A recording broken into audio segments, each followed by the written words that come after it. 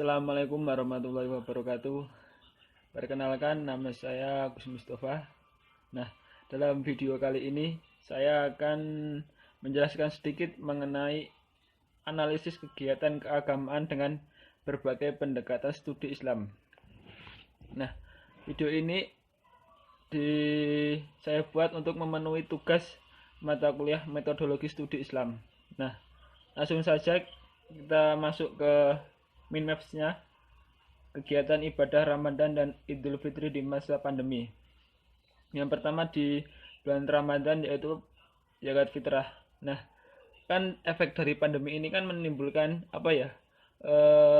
kebijakan dari pemerintah mengeluarkan tentang belajar, bekerja dan beribadah dari rumah. Nah, ini menyebabkan kegiatan masyarakat atau yang seperti biasanya itu menjadi terbatas dan menjadi menunda kegiatannya untuk sementara. Yang pertama yaitu zakat fitrah. Di desa saya zakat fitrah itu tetap dilaksanakan, namun menghindari kontak langsung. Nah, yang dimaksud di sini yaitu kan selama pandemi ini juga kita itu membatasi kontak langsung dengan orang lain demi untuk tidak menyebarnya pandemi ini. Nah, ini kita menghindari kan kontak langsung. Jadi kita ketika menerima zakat kita langsung menerimanya dan tidak berjabat tangan terlebih dahulu atau sesudahnya tidak berjabat tangan. Untuk yang kedua itu membersihkan tempatnya dan memakai masker ketika membagi zakat. Nah, ketika kita menerima zakat dari orang-orang yang mau mengeluarkan zakat fitrah, kita itu sebelumnya membersihkan dulu tempatnya yang untuk menaruh zakat tersebut, dan ketika kita membagikan zakat kepada orang yang tidak mampu, kita diwajibkan untuk memakai masker dan selalu bercuci tangan. Kegiatan Ramadan yang selanjutnya itu sholat tarawih. Di desa saya itu sholat tarawih itu tetap dilaksanakan, namun yang pertama itu harus jaga jarak. Nah, jaga jarak di sini ketika kita sedang melaksanakan sholat tarawih, nah antara satu orang dengan orang itu dijaga jaraknya sekitar kurang lebih setengah meter lah untuk menghindari penyebaran virus ini. Yang kedua itu memakai alas sholat dari rumah. Nah, di sini juga kita itu beribadah kepada Allah, juga menaati protokol kesehatan dari pemerintah. Nah, kita itu diwajibkan untuk membawa alas sholat dari rumah karena di sajadah di musola itu tidak dipasang untuk menghindari dan menjaga kenyamanan jamaah. Oke. Yang ketiga itu tadarus Al-Qur'an. Nah, di sini itu tetap dilaksanakan namun tidak seantusias Ramadan sebelumnya. Kan sebelum pandemi ini kan Ramadan sebelumnya itu ketika tadarus Al-Qur'an itu banyak sekali yang melaksanakannya di musola, di masjid, dan itu menggunakan pengeras suara. Nah, ketika pandemi ini mulai menyebar di Indonesia, jamaah tadarus Al-Qur'an itu menjadi sedikit dan berkurang karena mereka itu lebih menjaga untuk tadarus di rumah seperti itu dan tidak menggunakan pengeras suara.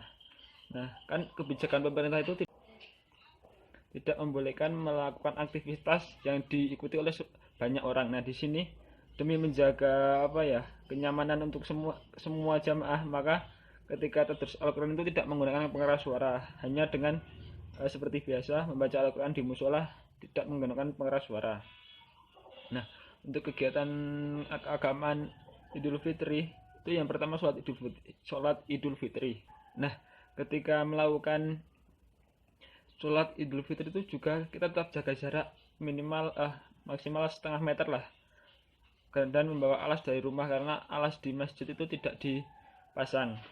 Yang kedua itu dikhususkan jamaahnya untuk warga setempat. Nah, di sini ketika sholat Idul Fitri itu seluruh akses jalan masuk ke desa, baik mau masuk lewat jalan utama maupun jalan tikus istilahnya ya, itu semuanya itu ditutup karena untuk menjaga aja lah, biar yang keluar tidak masuk dan yang masuk tidak keluar. Itu hanya sementara sebatas sholat Idul Fitri saja.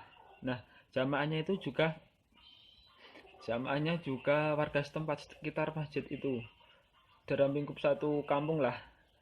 Nah, untuk apabila ada orang luar yang datang ke wilayah kita atau luar kota, itu diwajibkan untuk karantina sendiri di rumah dan tidak dianjurkan untuk mengikuti sholat Idul Fitri. Terus yang terakhir yaitu silaturahmi atau ujung ketika Lebaran. Nah, dalam konteks ini silaturahmi ini tetap dilaksanakan, namun hanya warga setempat, karena sudah menjadi tradisi lah. Jadi itu tetap dilaksanakan, namun kita menjaga kenyamanan dan kesehatan diri masing-masing dan orang lain. Nah, untuk itu kita untuk silaturahmi di tahun ini dianjurkan untuk warga setempat. Untuk orang lain yang masuk ke daerah kita itu ditunda untuk sementara maksimal H+3 setelah Lebaran. Nah, itu baru boleh masuk ke kampung kita. Untuk yang terakhir yaitu ketika masuk ke dalam rumah bergantian untuk perwakilan saja. Nah, kan dahulu itu tahun-tahun sebelumnya itu kan semua orang itu bondong-bondong masuk ke rumah kan untuk bersilaturahmi. Yang muda itu bersilaturahmi kepada yang tua. Nah, tahun kemarin itu semuanya itu masih normal-normal saja. Nah, ketika ada pandemi ini, kita menjaga agar yang masuk ke dalam rumah yang sedang bersilaturahmi itu kita itu harus bergantian agar tidak terlalu rengket lah istilahnya. Dan yang masuk itu biasanya cuma perwakilan saja, seperti itu. Nah, demikian analisis kegiatan keagamaan dengan beberapa pendekatan studi Islam yang dapat saya sampaikan. Kurang dan lebihnya saya mohon maaf. Billahi taufik wal hidayah. Wassalamualaikum warahmatullahi wabarakatuh.